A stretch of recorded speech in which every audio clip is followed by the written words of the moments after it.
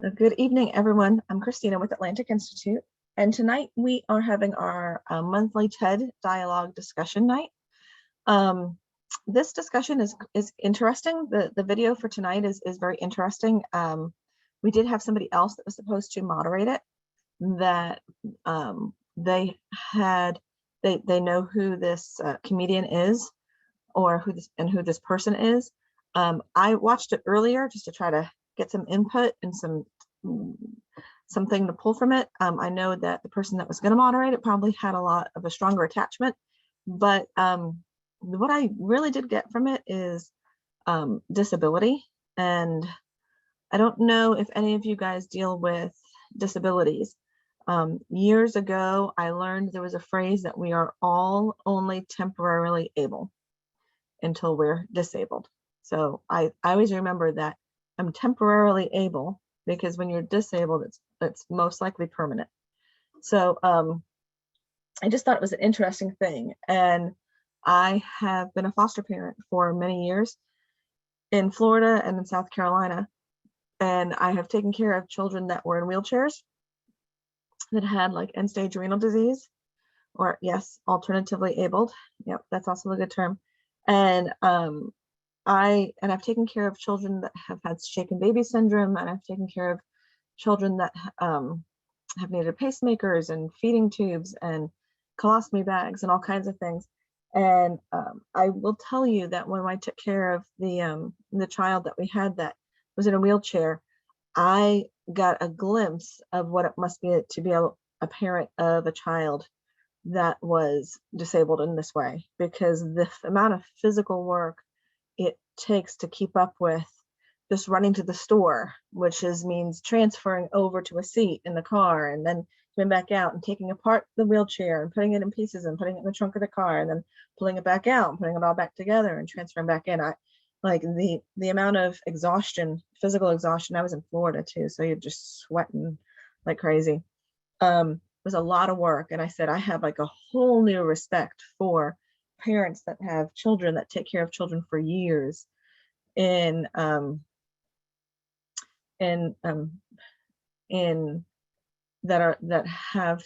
have any issues that require a mobility device.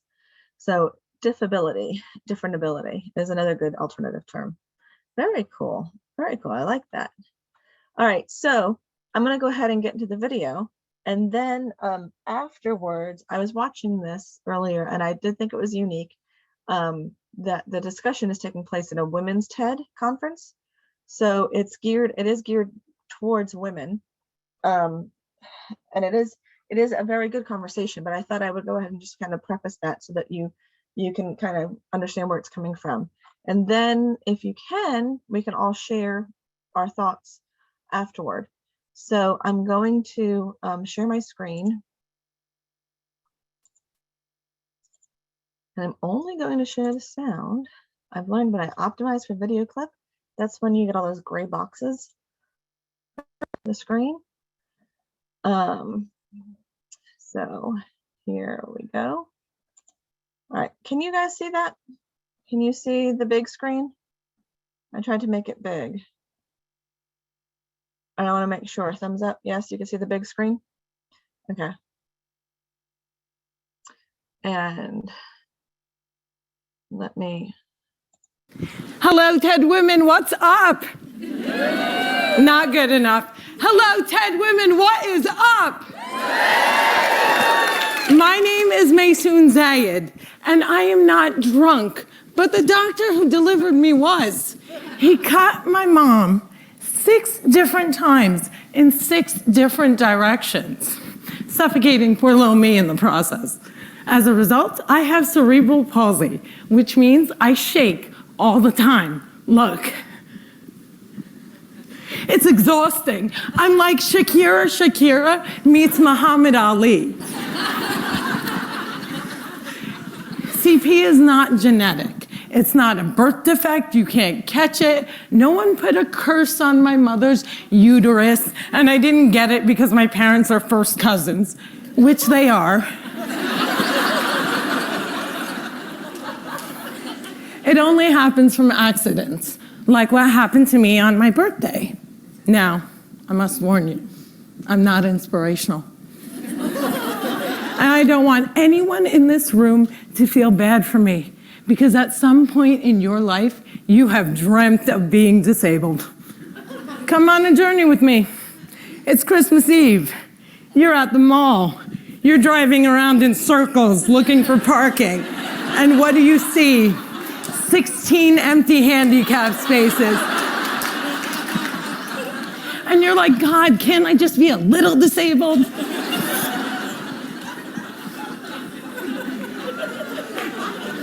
Also, I gotta tell you, I got 99 problems and palsy is just one.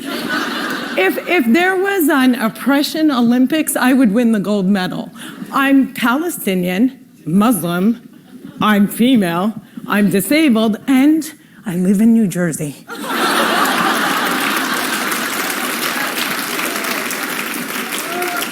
If you don't feel better about yourself, maybe you should. Cliffside Park, New Jersey is my hometown.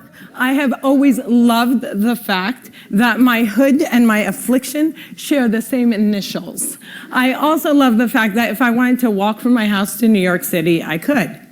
A lot of people with CP don't walk, but my parents didn't believe in can't. My father's mantra was, you can do it. Yes, you can. So, if my 3 older sisters were mopping, I was mopping. If my 3 older sisters went to public school, my parents would sue the school system and guarantee that I went too. And if we didn't all get A's, we all got my mother's slipper. My father taught me how to walk when I was 5 years old by placing my heels on his feet and just walking. Another tactic that he used is he would dangle a dollar bill in front of me and have me chase it.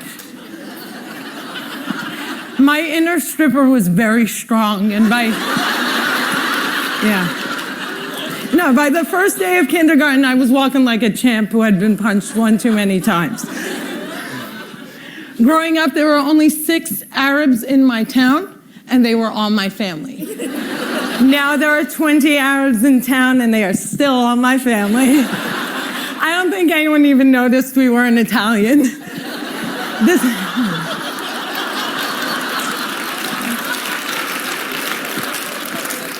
This was before 9/11 and before politicians thought it was appropriate to use "I hate Muslims" as a campaign slogan. The people that I grew up with had no problem with my faith. They did, however, seem very concerned that I would starve to death during Ramadan. I would explain to them that I have enough fat to live off of for 3 whole months, so fasting from sunrise to sunset is a piece of cake. I have tap danced on Broadway. Yeah, on Broadway. It's crazy. My parents couldn't afford physical therapy, so they sent me to dancing school. I learned how to dance in heels, which means I can walk in heels. And I'm from Jersey, and we are really concerned with being chic. So if my friends wore heels, so did I.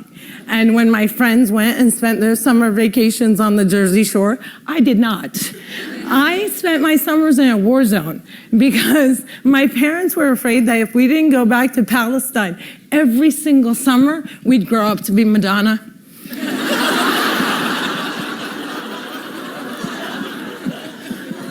Summer vacations often consisted of my father trying to heal me. So I drank deer's milk, I had hot cups on my back, I was dunked in the Dead Sea, and I remember the water burning my eyes and thinking, it's working, it's working. But one miracle cure we did find was yoga. I have to tell you, it's very boring. But before I did yoga, I was a stand-up comedian who can't stand up. And now I can stand on my head. My parents reinforced this notion that I could do anything, that no dream was impossible. And my dream was to be on the daytime soap opera General Hospital. I went to college during affirmative action and got a sweet scholarship to ASU, Arizona State University, because I fit every single quota. I was like the pet lemur of the theater department. Everybody loved me. I did all the less than intelligent kids' homework. I got A's in all of my classes, A's in all of their classes. Every time I did a scene from The Glass Menagerie, my professors would weep. But I never got cast. Finally, my senior year, ASU decided to do a show called They Dance Real Slow in Jackson. It's a play about a girl with CP. I was a girl with CP. So I start shouting from the rooftops, I'm finally gonna get part. I have cerebral palsy. Free at last, free at last. Thank God almighty I'm free at last. I didn't get the part. Sherry Brown got the part. I went racing to the head of the theater department, crying hysterically like someone shot my cat, to ask her why. And she said it was because they didn't think I could do the stunts. I said, excuse me, if I can't do the stunts, neither can the character.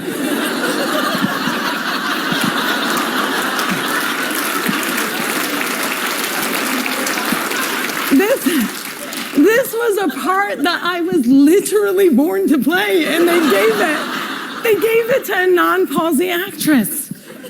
College was imitating life. Hollywood has a sordid history of casting able-bodied actors to play disabled on screen. Upon graduating, I moved back home, and my first acting gig was as an extra on a daytime soap opera. My dream was coming true, and I knew that I would be promoted from diner to wacky best friend in no time. But instead, I remained a glorified piece of furniture that you could only recognize from the back of my head. And it became clear to me that casting directors didn't hire fluffy ethnic disabled actors. They only hired perfect people, but there were exceptions to the rule. I grew up watching Whoopi Goldberg, Roseanne Barr, Ellen, and all these women had one thing in common. They were comedians. So I became a comic.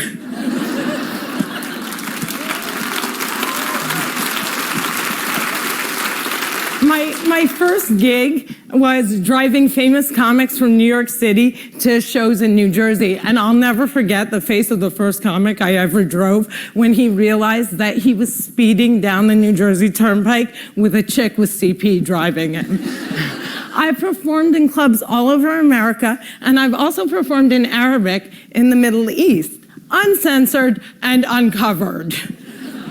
Some people say I'm the first stand-up comic in the Arab world. I never like to claim first, but I do know that they never heard that nasty little rumor that women aren't funny and they find us hysterical.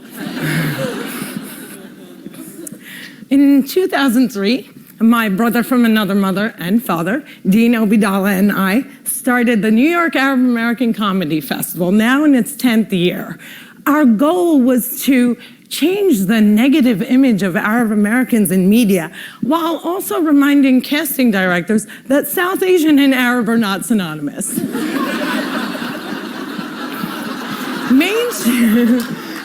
Mainstreaming Arabs was much, much easier than conquering the challenge against the stigma against disability.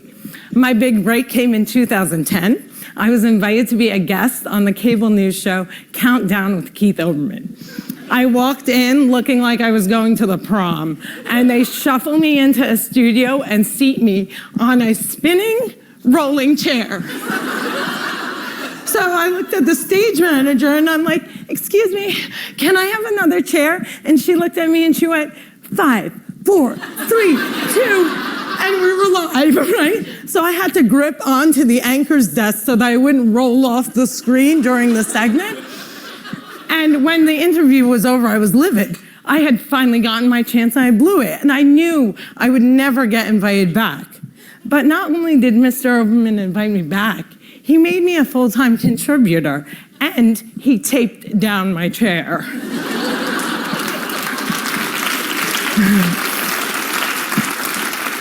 One fun fact I learned while on the air with Keith Olbermann was that humans on the internet are scumbags.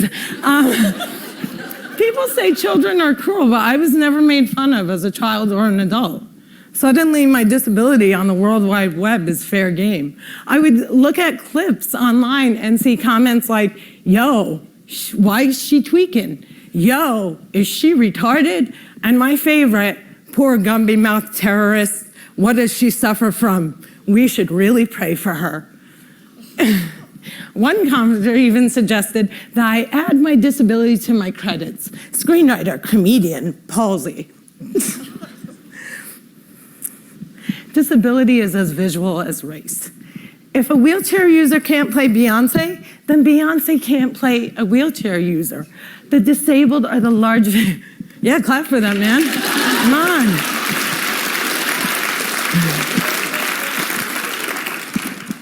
People with disabilities are the largest minority in the world, and we are the most underrepresented in entertainment. The doctor said that I wouldn't walk, but I am here in front of you. However, if I grew up with social media, I don't think I would be. I hope that together we can create more positive images of disability in the media and in everyday life. Perhaps if there were more positive images, it would foster less hate on the internet. Or maybe not. Maybe it still takes a village to teach our children well. My crooked journey has taken me to some very spectacular places. I got to walk the red carpet, flanked by soap diva Susan Lucci and the iconic Lorraine Arbus. I got to act in a movie with Adam Sandler and work with my idol, the amazing Dave Matthews. I toured the world as a headliner on Arabs Gone Wild. I was a delegate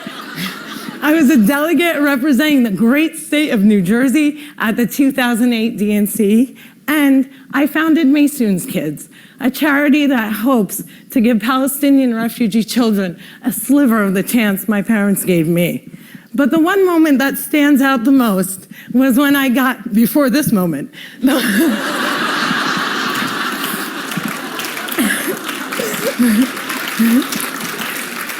but the one moment that stands out the most was when I got to perform for the man who flies like a butterfly and stings like a bee, has Parkinson's and shakes just like me, Muhammad Ali.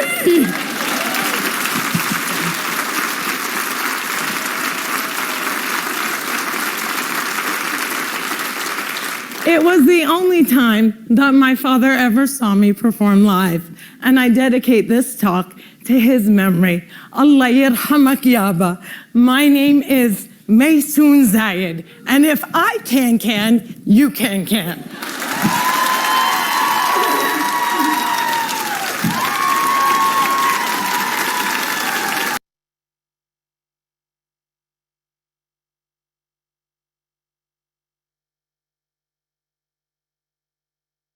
Let me unmute myself. So I was gonna say, go ahead and open up to thoughts. Gail, you shared one thought already. She said she sounds as if there are not only tears but deep hurt behind her comedy.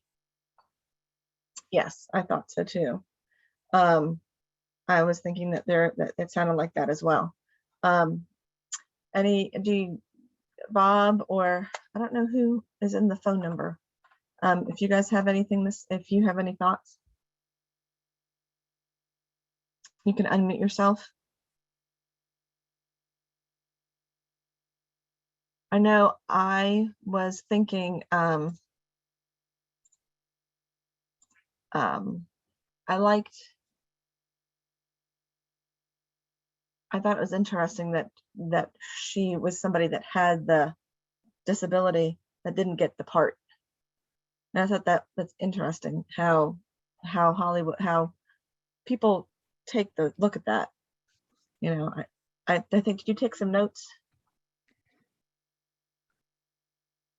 You know, that reminded me of back in the old days when like Native Americans couldn't get a part in a movie playing a Native American. They always used white actors and you know, colored their skin. Yeah, true. Very true. That's right. I think I grew up seeing a lot of Native Americans back then, but I think if I remember, it's a lot of this other stuff, yes, did not allow the Native Americans. I thought actually the end of what she said was if there had been social media when she grew up, that she might not be here. And I was thinking, what an interesting thought difference that made for us, the social media difference for kids and stuff that are disabled. I know that the girl that I had that had end stage renal disease, she had a lot of issues in school. I mean, she had a lot of issues, and she and social media was not really kind, and it was very difficult to look at everybody. It's difficult to look at everybody having fun and doing all these fun things that you can't do, you know, that you're just not able to do. It was very tough to have that. And I was looking at her as well, thinking of the valuable role that she has played in society because because of the strength that she has gotten from her CP. Because I was thinking, if she had not had that, there's like, she's a philanthropist with the foundation she has. She's broken barriers that typically aren't broken, you know. So sometimes I tend to think that people that have these things that could hold them back but don't hold them back, that they don't let them hold them back, are stronger than everyday people that have nothing that's holding them back. You know, does that make sense? So I just thought that she has done a wonderful job serving a purpose for what she's had to grow up with. So you're welcome, Gail. And I said, wonderful, thank you. This was amazing. You bring us the best, often most thought-provoking programs, and it's great. Yeah, I was watching this one, trying to figure out what do I pull from it earlier. And part of it was the power of using your disability to make improvements. You know, am I right? Didn't used to be ramps all the time, you know, and then there didn't used to be all the different concessions that were made to help people that had disabilities. So we've come a long way because of those that have advocated for change. And I was thinking how great it was that she has advocated for that change. So any other thoughts? And I don't know, has anybody seen her before? I haven't. Because I haven't either, and I didn't have time, but I meant to Google to look her up and to see some of her comedy or some of her stuff. And I have a feeling I can see where she's done really well. I'm sure with it, that she's been able to do so much. And I think as a parent that has a child, like one of my oldest is autistic, and it's kind of like pushing them to go do things becomes very important. So I'm thinking, like, for her parents, pushing them to, if everybody else is mopping, you're mopping. If everybody else is doing this, you're doing this. So pushing them to push the bar on what they're capable of doing, I think is also quite valuable to see. Like, if she had been treated like she was a disabled person and she wasn't able to do anything, she might have had a completely different outcome. You know what I mean?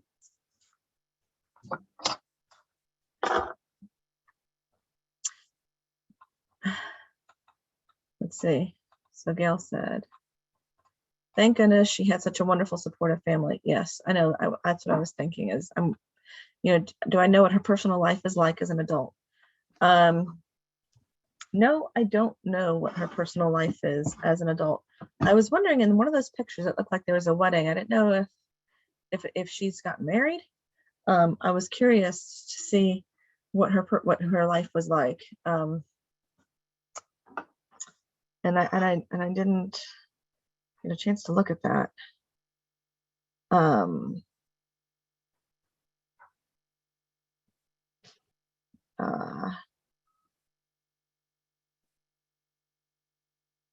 Was thinking, I wonder if I can Google that quick and just kind of see if I can see what I was thinking what I was going to do was look on IMDb.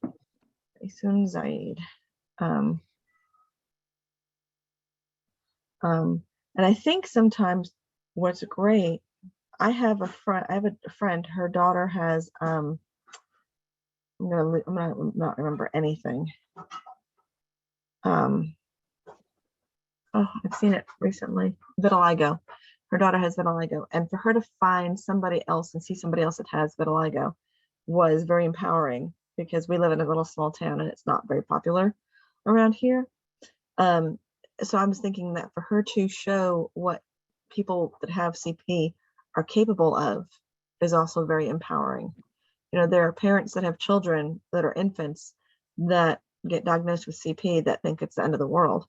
And so I think it's neat to see that she is able to show people what she is capable of, even though despite her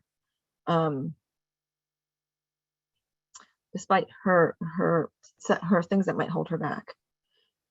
Let's see. So for right now, it says she's one of America's first Muslim women comedians, born 1974. So she's 48 years old in New Jersey. She has a book called Find Another Dream. Oh, You Don't Mess with the Zohan. That's the movie she was in. I was wondering what movie she was in with Adam Sandler. 1001 Journeys. That's what she's known for, is Don't Mess with the Zohan. And let's see if there's anything else. Any videos? No. She's just got these things. She has a couple of full episode little videos on comedian videos. And like she was on the Meredith Vieira show, and that was, I don't think it's around anymore, but when that was around.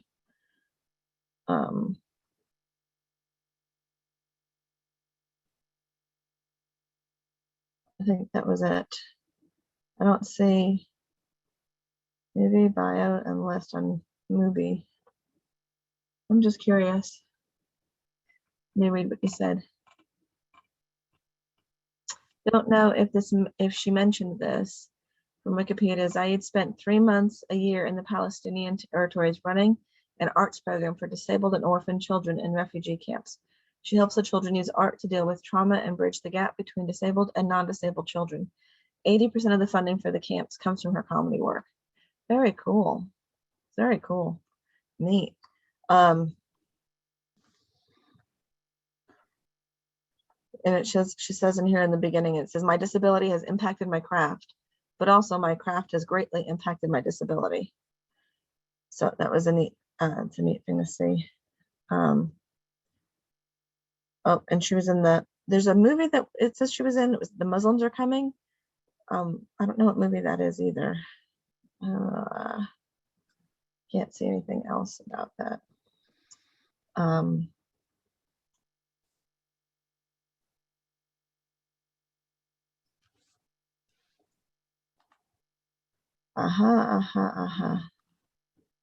Let's see. If there was a thing on here, I do think I don't know. I'm not going to say if she's married or not for her, as far as her personal life, because it said, it does say she's never disclosed the name of her husband, although she refers to him as Shafiji. So it says Zayid is a married woman. She has never disclosed the name of her husband. I don't blame her. Any other thoughts?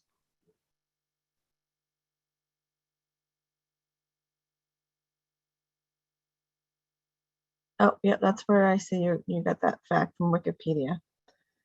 I'm on that same Wikipedia site, I think.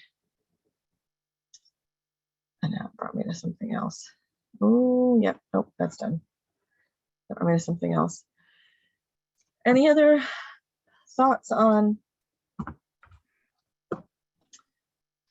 I did appreciate having something a little bit lighter to have a discussion on. Something that did have some kind of comedy in it that kind of helped create an understanding I think sometimes for some people, we don't want to have a conversation on things that are deep, but we can have a comedic conversation on things as well to understand and build some relatedness. So I just thought I would say that as well. So any other thoughts?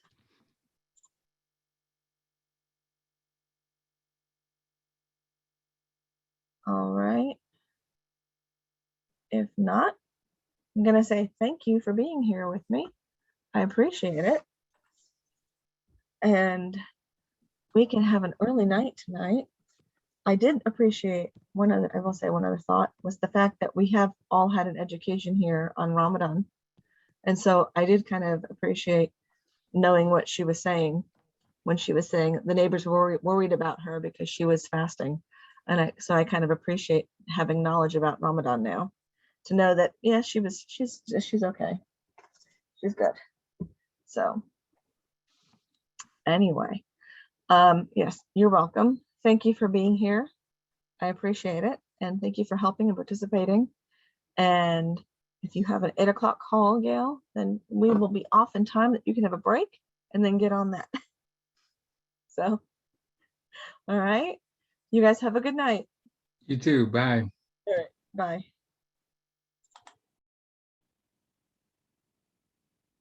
I'm going to stop recording.